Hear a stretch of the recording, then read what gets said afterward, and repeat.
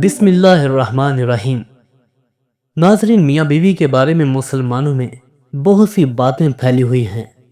کچھ لوگوں کا کہنا ہے کہ محرم کے مہینے میں بیوی کے ساتھ ہم بستری نہیں کرنی چاہیے، تو کوئی کہتا ہے کہ رمضان کے مہینے میں بیوی کے ساتھ ہم بستری نہیں کرنی چاہیے، اور کچھ لوگ تو یہ بھی کہتے ہیں کہ شب برات کی رات ہم بستری نہیں کرنی چاہیے۔ تو اس لیے آج کی ویڈیو میں ہم آپ سب کو بتانے والے ہیں کہ اسلام میں کب ہم بستری کرنا حرام ہے، اور ساتھ میں ہم آپ کو یہ بھی بتانے والے ہیں کہ شب برات کی رات بیوی سے ہم بستری کرنا کیسا ہے، اور ہم بستری کر لیں تو اولاد پر اس کا کیا اثر پڑتا ہے، اس بارے میں اسلام ہمیں کیا کہتا ہے۔ بہت ہی تحقیق کے بعد یہ ویڈیو بنائی جا رہی ہے، اس لیے آپ سب سے اپیل کرتے ہیں کہ اس ویڈیو کو آخر تک ضرور دیکھیں۔ سب سے پہلے ہم آپ کو شب برات کی برکت اور فضیلت کے بارے میں بتاتے ہیں، اور آپ کو یہ بھی بتاتے ہیں کہ شب برات کی رات اسلام میں اتنی زیادہ خاص کیوں ہے، آخر اس رات کیا ہوتا ہے۔ اس کے بعد ہم آپ کو اس ہم بستری والے سوالات کے جواب دیں گے۔ تو سامعین، شب برات گناہوں سے نجات پانے یعنی گناہوں سے پاک ہونے کی رات ہے۔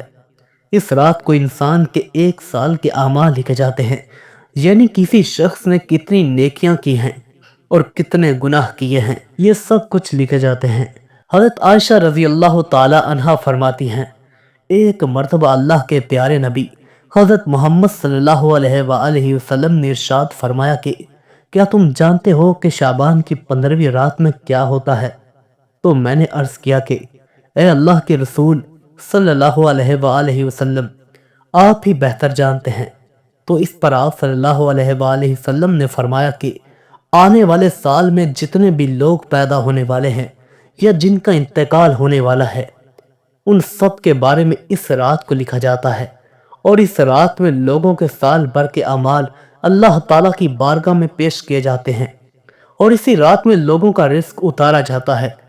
اس لیے سامعین، یاد رکھیں کہ شب برات کی رات ہمارے لیے بہت ہی رحمتوں اور برکتوں والی رات ہے۔ کیا معلوم اگلی شب برات ہمیں نصیب ہو یا نہ ہو، کہیں اس رات ہمارا نام بھی مرنے والوں میں نہ لکھ دیا گیا ہو۔ مرنے والا شخص دنیا میں مگن ہو کر بازاروں میں گھوم رہا ہوتا ہے اور گناہوں پہ گناہ کر رہا ہوتا ہے، حالانکہ اس کو یہ معلوم نہیں ہوتا کہ اس کی موت کا وقت قریب آ چکا ہے۔ اس بات کو آپ یاد رکھیں کہ ہو سکتا ہے اسی شب برات کو ہمارا بھی نام مرنے والوں کی لسٹ میں لکھ دیا گیا ہو۔ تو اس لیے اس رات جتنا ہو سکے اللہ تعالیٰ کی عبادت کریں۔ اس رات رحمتوں کی بارش ہوتی ہے۔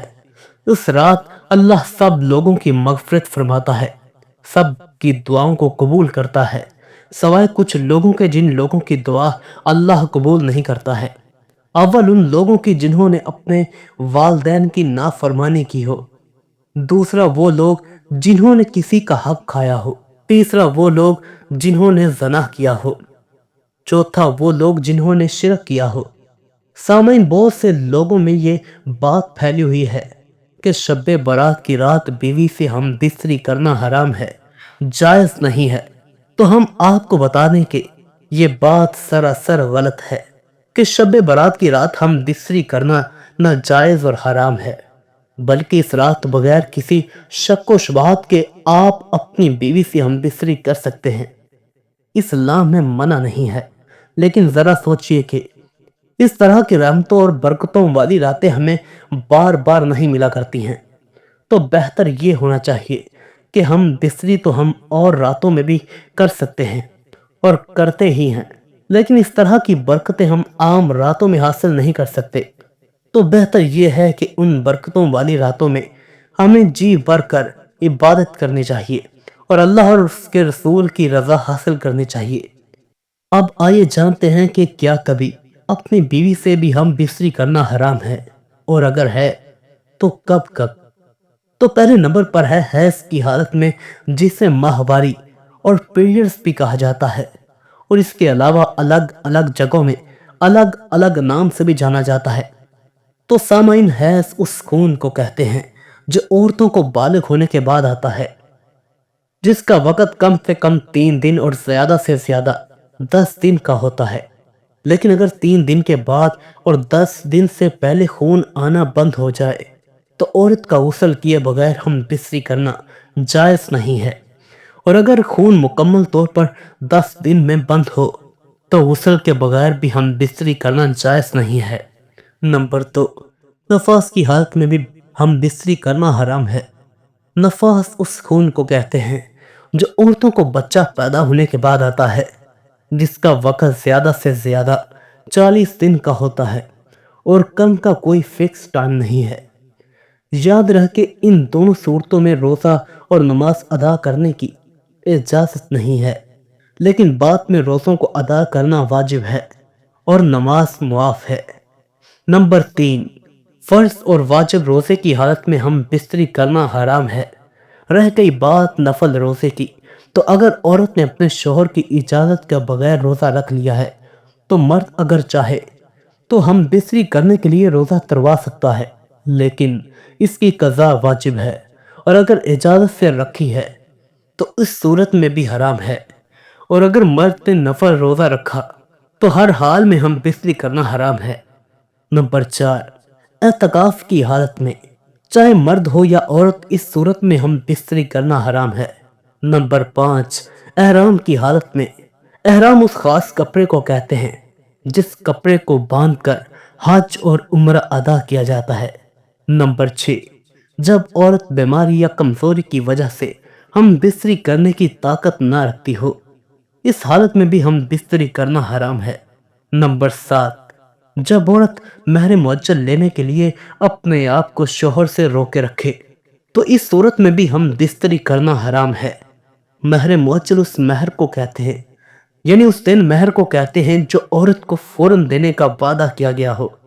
اس دن مہر کو شوہر سے لینے کے لیے بیوی اپنے آپ کو ہم بستری سے روک سکتی ہے، اور شوہر کو ہم بستری کے لیے مجبور کرنا حرام ہے۔ تو اس سے پتہ چلا کہ اپنی زندگی ہی میں جتنی جلدی ہو سکے مہر ادا کر دے، اس لیے کہ دیر مہر مرد کے اوپر عورت کا ایک طرح سے قرض ہے۔ اس کو ادا کیے بغیر اگر مرد انتقال کر جاتا ہے اور عورت معاف نہ کرے تو کل قیامت کے دن شوہر کو ادا کرنا ہوگا، جو کہ بہت ہی مشکل کام ہے، کیونکہ وہاں دن مہر ادا کرنے کے لیے نہ مال ہوگا اور نہ دولت ہوگی، تو اس وقت نیکیوں کے ذریعے سے دین مہر ادا کرنا ہوگا، جو کہ آسان نہیں ہے۔